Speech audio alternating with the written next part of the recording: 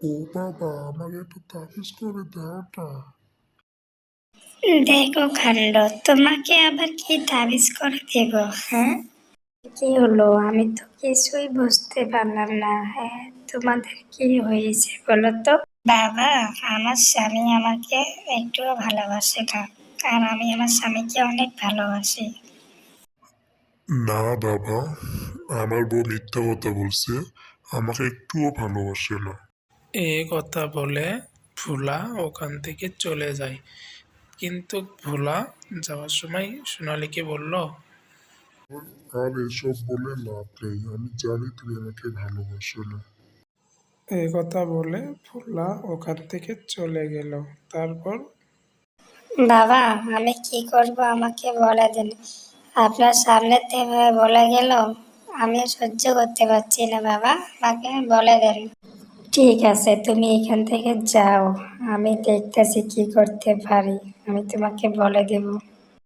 তারপর সুফলা ওখান থেকে চলে যায়। আমি নিজে কিছু জানি না, আমার কাছে হচ্ছে তাবিজ নেওয়ার জন্য। ভোলা বাড়ি এসে কষ্ট মনে শুয়ে পড়ল। সে আমাকে নিজে ভালোবাসে না, আর আমাকে বলে আমি নাকি তারে ভালোবাসি না। আজকে বাড়ির ছায়া লই, আমি তারে কত ভালোবাসি সেটা আমি জানি, আর ঈশ্বর জানে, আর কেউ জানে না। সে কষ্ট মনে ঘরে এসে গেল। ঘরে আসার পর দেখলো যে ভোলা খাটে শুয়ে আছে। ভোলা অনেক কষ্ট মনে খাটে শুয়ে আছে। তার বউ বলল, হ্যাঁ গো, শুনছো?